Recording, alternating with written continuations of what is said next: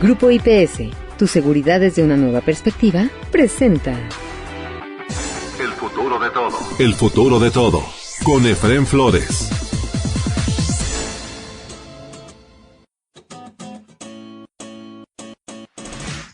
Bienvenidos a El futuro de todo, el podcast que ve hacia adelante, porque México tiene que ver ya la nueva realidad que imprime en cada uno de nosotros este maravilloso siglo XXI. Soy Efrén Flores, dándoles la más cordial de las bienvenidas a un capítulo más de El futuro de todo. El futuro de todo. El futuro de todo. Con Efrén Flores.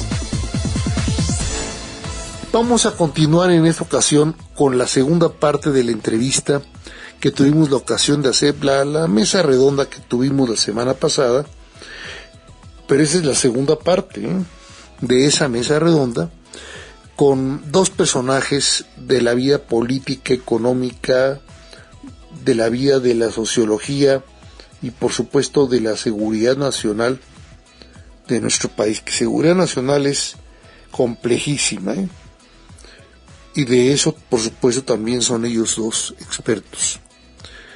Nos referimos a Guillermo Valdés. Él es analista político y especialista en sistemas de inteligencia para la seguridad y la gobernabilidad. Trabaja con grupo de economistas y asociados, GEA. Por otro lado también tenemos a Ricardo de la Peña. Él es Premio Nacional de Economía Política Juan Oyola por el Colegio de México, doctorado honoris causa por la Comisión de Acreditación de la Calidad de la Educación, sociólogo de la Facultad de Ciencias Políticas y Sociales de la UNAM, y ha tenido múltiples cargos públicos y también en el sector privado. A la fecha es, por supuesto, director general y presidente de Investigaciones Sociales Aplicadas, ISA, y un colaborador frecuente que siempre nos honra, al igual que Guillermo. Nos honran ambos con su presencia aquí, en El futuro de todo. A los dos, por supuesto, les damos la más cordial de las bienvenidas.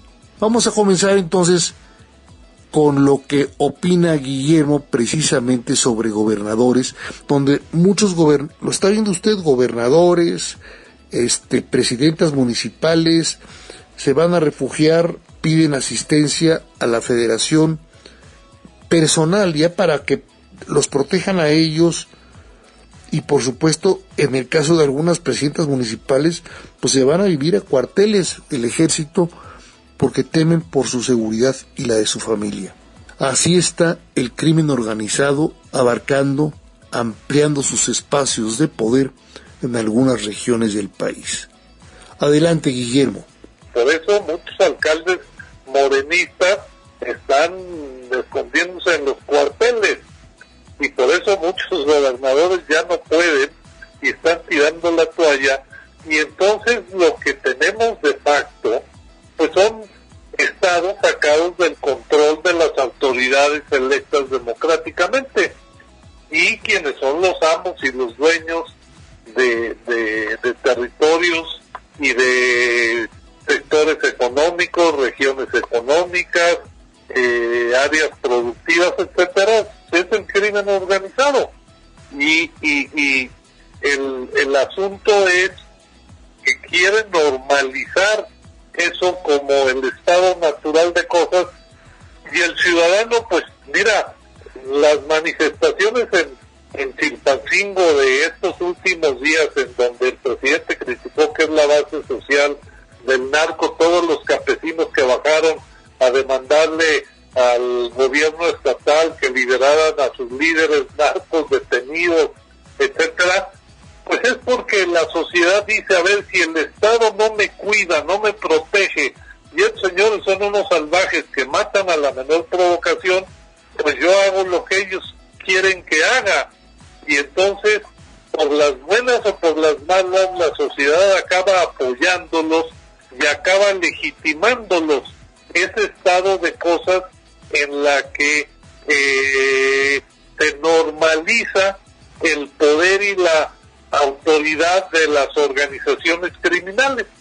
y ese es así como ya pues el nivel más grave, en donde no solamente llegaron al poder por la fuerza y lo someten a todo mundo, sino que esto pues lo vamos dando como lo normal y lo legitimamos porque no hay de otra, porque el Estado, que debiera estar combatiéndolos y protegiendo a la población, pues no ha renunciado en los últimos 5 años a cuidar a los ciudadanos. Entonces, este aumento de la base social y de los narcoestados es producto de la omisión y la estrategia equivocada del presidente López Obrador, que en algunos estados se interpretó como pacten con ellos para que a ver si vivimos en paz. Y hubieran sabido un poquito de la historia de lo que ha ocurrido con las organizaciones criminales, se hubieran dado cuenta que esto era un engaño y una macroestupidez, perdón por la palabra, el haber tratado de buscarlos como apoyo político y el pensar que el pactar con ellos iba a reducir la violencia. Me da la impresión, Ricardo, que en el estudio de ustedes sale que la gente está tranquila en la parte económica, por ejemplo, o sea, la gente no ve tan mal la situación económica del país, o sea, están tranquilos en cuanto a empleo, están tranquilos en cuanto a niveles salariales, probablemente por los aumentos que ha habido en los salarios mínimos en estos 5 años, que sí han sido importantes,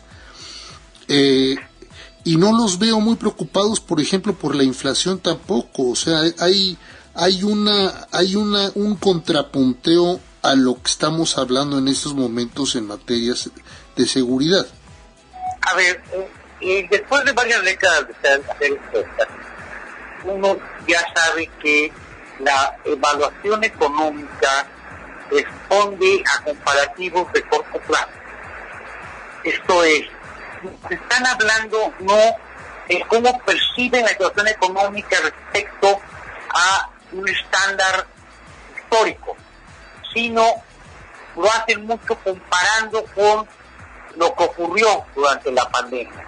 Entonces ven que hay una recuperación, ven que hay una mejoría, pero una mejoría muy inmediata, porque lo comparan respecto a la catástrofe que fue la pandemia, las grandes pérdidas de empleo, las grandes quiebras de empresas y negocios, y la caída de la capacidad de compra y la calidad de vida de la población, y de pronto ven que bueno, vamos adelante, el salario no va tan mal y bueno, vamos caminando. Ya lo habíamos visto esto cuando la famosa crisis de diciembre del año 94, el estallido cuando cambió el gobierno de Salinas a Cedillo. Cedillo fue altamente cuestionado y criticado y llegó a bajísimos niveles de aprobación durante la fase álgida de la crisis. Pero cuando la economía comenzó a repuntar, la gente comenzó a mostrar una gran satisfacción con la economía. Dado que el crecimiento en aquel entonces sí fue muy elevado, la gente estaba de plácemes aplaudiendo al gobierno respecto a su gestión económica, porque no están comparando con lo que ocurre en un corto plazo, sino comparan lo que pasa hoy con lo que pasaba en 2014 o 2004, no, lo comparan con lo que pasó hace apenas unos meses, un rato, vamos, ¿ah? Y es ahí donde está puesta la opinión aprobatoria, y por eso de pronto hay un optimismo aparente en lo económico, que repito, no es tanto que estemos muy bien, sino que estamos mucho mejor que hace poco. Eso es interesante, porque inclusive quiere decir que no están registrando mucho el impacto que tiene la inflación, vamos a llamarla la inflación subyacente, la inflación de todos los días que nos golpea en el supermercado, en el mercado, en la tiendita de la esquina. Esa inflación no la están registrando con claridad los entrevistados de ustedes. Mira, yo creo que sí la registran, pero lo que a final de cuentas hace que tengan esta opinión favorable de corto plazo es que los aumentos salariales han sido mayores que la inflación. Es correcto. Entonces, sí. A final de cuentas, pues sí, subió en promedio 8% la inflación el año pasado, pero los aumentos salariales que se han registrado en el primer trimestre de este año han estado en alrededor del 10%. Entonces, te reponen la pérdida de poder de los 8 puntos que creció la inflación y todavía te dejan una pequeña ganancia de 2 puntos, ¿no? Entonces, en ese sentido, pues hay que reconocer el hecho de que haya habido una política de incrementos sustantivos al salario mínimo que han sido históricos, o sea, de 25%, etcétera, en los últimos 2 años, y luego hubo en el 2019 un aumento todavía mayor, ha jalado y ha incrementado las revisiones salariales de los sindicatos y las empresas a estos niveles de entre 9 y 10% de incrementos anuales, luego de que durante varios años eran de 3-4%. Entonces, en este sentido, hay una recuperación real y una protección de los salarios. Sin embargo, sí es importante señalar que es muy relativo este bienestar. Te doy un dato que traíamos en el reporte de marzo. El PIB per cápita, que es la división de toda la riqueza que se genera un año entre el total de los habitantes, o sea, si se juntara en una bolsa todo el dinero, toda la riqueza que se genera en un año, y lo repartiéramos por igual entre todos los mexicanos, te voy a dar el dato, fíjate, en 2021, cuando la crisis de la pandemia se cerró la economía, etcétera, en 2020-2021, el PIB per cápita era de $8,600 por mexicano. El año pasado, el PIB per cápita pasó a $11,000. O sea, creció de 8,600 a 11,000. Por eso la gente ahorita está contenta. Pero si comparamos el PIB per cápita de 2022, el de los $11,000, contra el PIB per cápita de 2014, estamos por debajo en $500. Era 11,500 y ahorita apenas estamos en 11,000. O sea que, visto en el largo plazo, estamos peor que hace 8 años. Pero la gente está contenta porque hace 2 años estábamos en 8,000. Entonces, sí hay esta mejoría relativa por el repunte posterior a la pandemia, pero el desempeño económico ha sido tan pobre que la riqueza que se reparte ahorita en 2023 es menor que la que se repartía en 2014. Sí, entonces, hay que aclararle de este dato que estás diciendo, Guillermo, que lo que está diciendo Guillermo es que hubo un incremento importante, digamos, desde comienzos de este sexenio, para irnos al comienzo de este sexenio, al día de hoy, hubo un incremento importante una mejoría en el ingreso. Sin embargo, de este año al año pasado, sí ha habido un decremento, corrígeme, cercano al 12%, ¿no? O sea, los salarios y el ingreso en general de la gente ha aumentado en los 2 últimos años. Sí. Pero del año pasado para acá, creo que ha habido, de acuerdo con los datos de ustedes, una caída del 12%. Corrígeme, por favor. ¿Caída de qué? Perdón. Del ingreso. No. O sea, de la mejoría salarial, recuerdo que hubo una baja en el ingreso. Hubo una caída el año pasado por la inflación, pero se recuperaron los salarios en los primeros meses de este año. Ya. Entonces, esa es la explicación. Entonces, esto sí crea, por supuesto, un bienestar que se siente, digamos, en el ambiente colectivo de la población. Así es. Ahora, ¿esto qué tanto lo están registrando ustedes en la parte, digamos, social? ¿Es algún distractor, Ricardo, en materia, por ejemplo, de salud? o en materia de educación? ¿Lo han medido esto en el estudio? A ver, en este estudio reciente ya no metimos algunas preguntas sobre salud que teníamos previamente, que tuvimos muy fuerte durante el periodo de pandemia. Es claro que la población ha tenido una percepción de deterioro de los servicios públicos de salud, en particular el avance de medicinas, ya sabemos todos, que en el plano educativo no se percibe una mejora. De hecho, la población no percibe una mejoría en estos rubros específicos de políticas públicas. Percibe una mejoría, repito, en la disposición de recursos en la bolsa en el corto plazo versus lo que tenía durante el gran bache de la pandemia. Y de alguna manera reconoce esto como un factor positivo, pero pues a la práctica de políticas en plano de educación, salud, bienestar en general, en cotidiano, más allá de bolsas de recursos líquidos, no es algo que la gente esté percibiendo positivamente o que esté respaldando la gestión del gobierno. ¿Es sensible la gente en este tipo de respuestas, de reactivos, por ejemplo, a la construcción de infraestructura que mejore las posibilidades de desarrollo en los próximos años para sus familias, para las nuevas generaciones? La gente está viendo, por ejemplo, las macroobras, las está viendo con un espíritu relativamente crítico, atenuado a ratos, pero en todo caso nunca ha habido una gran aprobación ni a la refinería Olmeca, ni al aeropuerto Felipe Ángeles, ni al Tren Maya. No ve estas obras como algo a lo que realmente se estime y que se perciba que es algo favorable para sí, para su familia, para su comunidad o para la vida cotidiana de los mexicanos.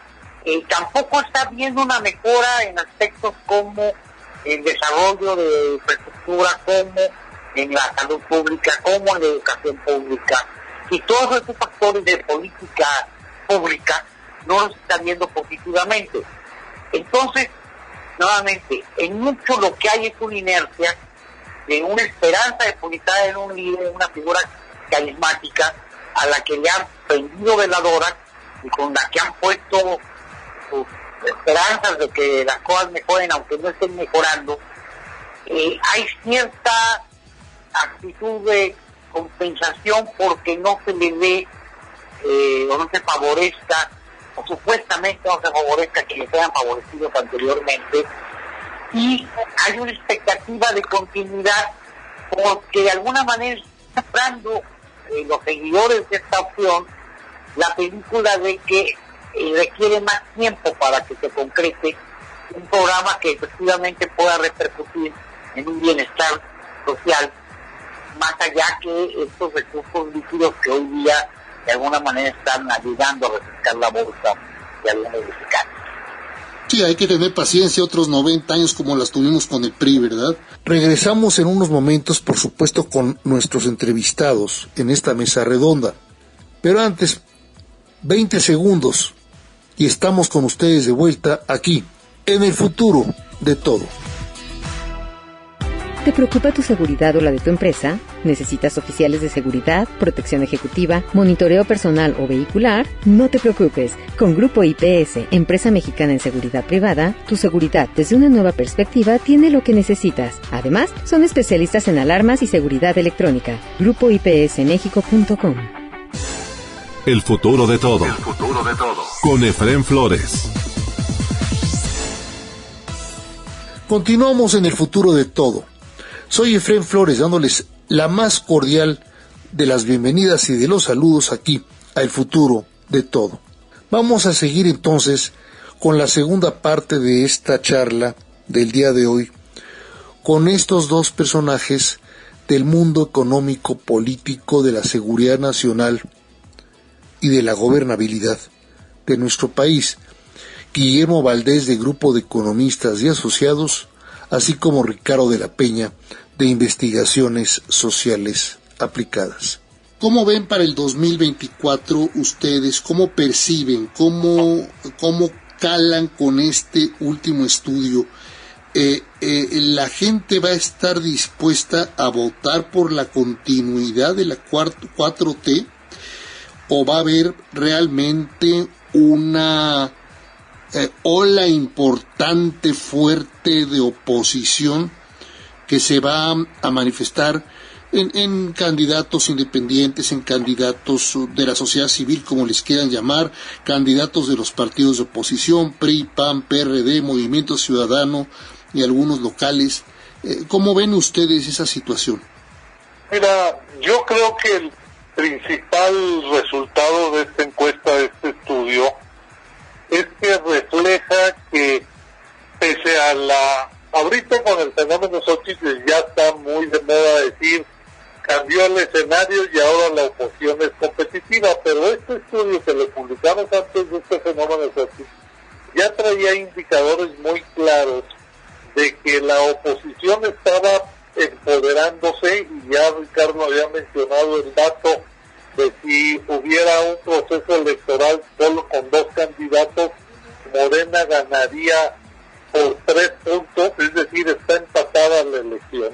Yo creo que ese es el principal dato de esta encuesta, el que no está definido el triunfo de Morena ya, ni es inevitable, está muy parejo, y en ese sentido hay la pregunta de si usted cree que el proyecto del actual gobierno debe continuar o debe ser modificado, y también está empatada la opinión. 45% dice que el proyecto de López Obrador debe continuar, por 42% que dice que debe ser modificado. Que técnicamente es un empate eso. Es un empate, entonces vamos hacia una elección en donde realmente se va a decidir el futuro de la llamada 4T, porque ahora reforzado con el fenómeno Xochitl, se puede empezar a hablar de escenarios de una derrota de Morena. Quitando, o sea, porque el estudio de ustedes todavía no calibra bien por las fechas, no por otra cosa, sino Así que es. por las fechas no calibró bien al fenómeno Xochitl. Estos otros personajes también tan interesantes como pueden ser Enrique de la Madrid, como puede ser el propio Santiago Krill, el hombre que ya iba por la tercera para llegar a la vencida, y también otro personaje también muy importante del PRI, que también es mujer. De por sí ya estaban empezando a jugar y acercándose rápidamente a las preferencias de la población por una opción distinta a la de Morena. Con el fenómeno Xochitl no lo sabemos en esos momentos qué tanto va a poder cambiar ese calibre, ¿no? Mira, yo no adelantaría mis esperas porque en este momento el ánimo en espacios públicos muy favorable a la figura de Xochitl y a este crecimiento de oposición. No, yo estoy de acuerdo, o sea, no queda claro. Pero de aquí al momento de elección, todavía pueden ocurrir muchísimos eventos y pueden cambiar circunstancias de múltiples maneras, de forma tal que el entusiasmo pueda irse hacia uno u otro lado de manera distinta. Se ve difícil de dónde impulse una actitud entusiasta hacia sus electores Morena, pero bueno, finalmente es de su reto. Y el impulso de esta Xochitl que brinca de pronto deberá buscar una suerte de continuidad, ya sea con ella, ya sea con quien quede como con la candidatura, finalmente para poder mantener una ola de respaldo que también permita una competitividad. En principio, ambas opciones tienen posibilidades de obtener el triunfo. No descontemos a ninguna de las dos. No. Pero tampoco aseguremos que una de ellas ya la tiene consigo. E incluso podrían darse fenómenos muy peculiares, como por ejemplo, que aunque alguna de las dos bloques ganarse la presidencia, el otro alcanzara una posición mejor en el legislativo, que tuviéramos un gobierno dividido. Esa es la parte más importante, Ricardo, y también Guillermo.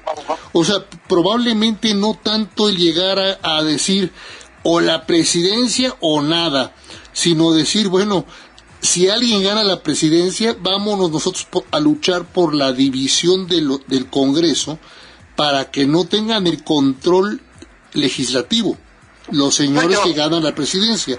Esa sería una idea bastante democrática, aún a pesar de que gane quien gane la presidencia. Y se nos olvidó una cosa, las reformas constitucionales también fueron posibles porque Morena tenía el control, tenía la mayoría en más de la mitad de los congresos estatales. Exacto. Eventualmente, si la oposición le arrebatara congresos estatales el número suficiente como para dejarlo por debajo de 16, no tendría la posibilidad tampoco de llevar a cabo reformas constitucionales en automático sin llegar a una negociación política con la oposición. Y la oposición muy factiblemente, aunque lograra ganar la presidencia o obtuviera mayoría del Congreso, no va a poder gobernar por sí sola. Para reformas de gran calado o reversión de reformas hechas durante este sexenio, va a tener que negociar con Morena y sus aliados.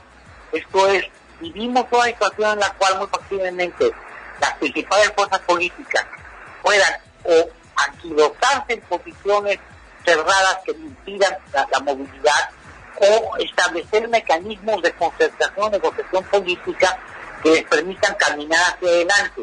Eso al margen de quién gane la presidencia o deje de ganarla, pudiendo ganarla uno u otro, pero en todo caso hay mucho más en disputa. Hay gubernatura, hay congresos locales, hay congreso federal, hay jefatura de gobierno, hay alcaldías, y una cantidad de posiciones en las cuales pues no va a ser un juego de todo nada, va a ser un reparto donde lo que hay que ver es qué tajada del pastel lleva cada quien y cuánto le es suficiente para poder gobernar por sí solo y qué tanto va a requerir a la contraparte para poder gobernar. Que eso, sí, lo que está diciendo Ricardo, Guillermo, es importantísimo de transmitirlo a nuestros escuchas.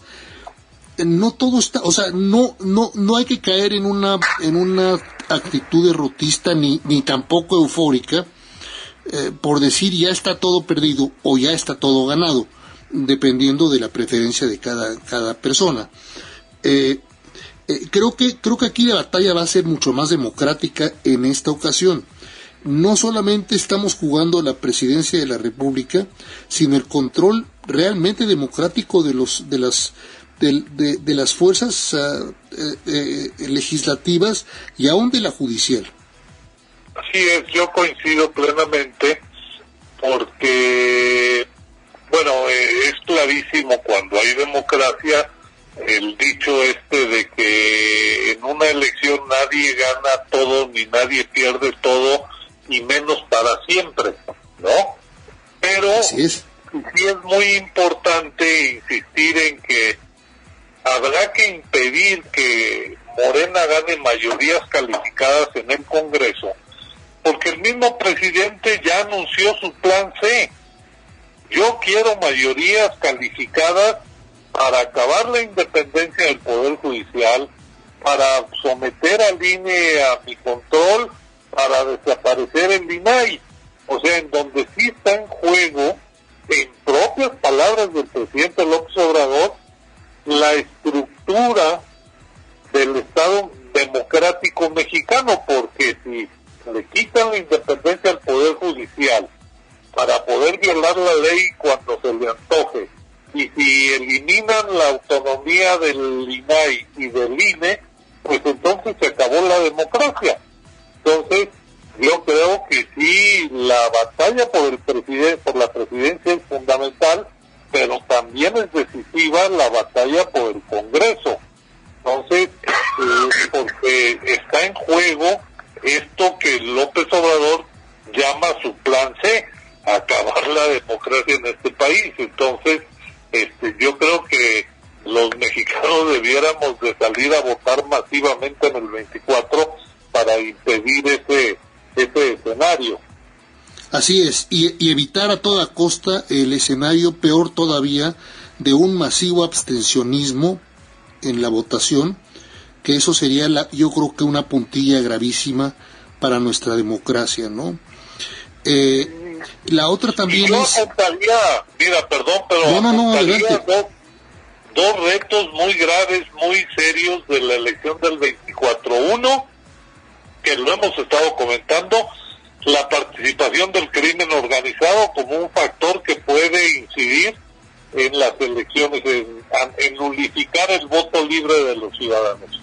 Y dos, el que en el caso de un resultado no favorable para Morena, el presidente no reconozca el triunfo y entonces nos vayamos a un conflicto muy grave, se rompa la legitimidad de las nuevas autoridades y nos vayamos a un escenario de ingobernabilidad seria. Que es lo mismo que intentó hacer en 2006, porque es lo que más recuerdan nuestros amigos, donde por supuesto él gritó que había habido fraude en la elección presidencial. Así es, entonces pues yo le añadiría esos dos retos que ahí están presentes: crimen organizado y no reconocimiento del triunfo de la otra parte en caso de que se dé. Y ¿sabes qué? Nada más así de remate, por favor, me gustaría la opinión de los dos, de ustedes dos, de Ricardo, de Guillermo. Se nos ha escapado el tema también de las Fuerzas Armadas, es decir, las Fuerzas Armadas tienen unas funciones muy específicas y ahora son ingenieros, son constructores, son controladores de aduanas, son operadores de aeropuertos, construyen obras que a todo le ponen, por supuesto, la leyenda de seguridad nacional y por tanto no podemos saber ni quiénes están construyendo, ni quiénes fueron designados, asignados, si fue asignación directa, si fue por concurso. No sabemos nada de nada y están abarcando todo en el país las Fuerzas Armadas. Mira, yo iba a comentar ahorita a continuación de Guillermo, que no creo que sea tan preocupante el que López Obrador como persona reconozca o desconozca el resultado de una elección que no fuera favorable. Lo preocupante es que tanto tenga eco en fuerzas reales de capacidad de movilización social. Eso segundo creo que lo tiene. Morena ha demostrado que tiene capacidad de movilización social que podría poner en jaque la tranquilidad y la paz pública, pero en esto el ejército juega un papel fundamental. Si el ejército se va con una sonada por parte de un gobernante que no reconoce su derrota y lo respalda para que continúe en el mando, ya sea él como persona o su grupo político, pues estaríamos rompiendo prácticamente con el orden constitucional y con la democracia en el país. Si por el contrario el ejército se mantiene dentro de la constitucionalidad y no respalda un intento de golpe de Estado o de desconocimiento de los estados electorales, bueno, la situación sería muy distinta y eventualmente, pues no importa la pataleta que pudiera hacer el no le ocupe el Ejecutivo Federal, habría retenes orgánicos que podían impedir que se fraguara una ruptura del orden constitucional. ¿Qué quiere decir retén? Perdón, ¿qué quiere decir retén orgánico? Un retén que está dentro del orden de las instituciones, un retén institucional, que sería el ejército. Ya te entendí. Sí. Ahora, el ejército siempre ha tenido muy diversas actividades. Sí, siempre ha tenido actividad de ingeniería, siempre ha tenido actividad de construcción, siempre ha tenido muchas actividades. El problema no es que los conminen a que participen, sino que lo hagan ocultándolo y desplazando a el servicio público civil de actividades que anteriormente estaban en manos de civiles, y estemos militarizando paulatinamente la administración pública federal. Creo que eso es lo grave. Y sí, desde luego esto conlleva un ocultamiento, una oscuridad completa respecto al qué se hace y cómo se hace, que es propio de las actividades del ejército, pero pues cuando estamos pasando obras fundamentales para la República a manos del ejército, pues entonces no estamos sabiendo realmente qué es lo que se hace con los recursos del pueblo. O sea, no estamos, a ojo de ustedes dos, no estamos teniendo la complejidad de regresar al ejército a los cuarteles, como por ejemplo en el periodo posterior a la Revolución Mexicana?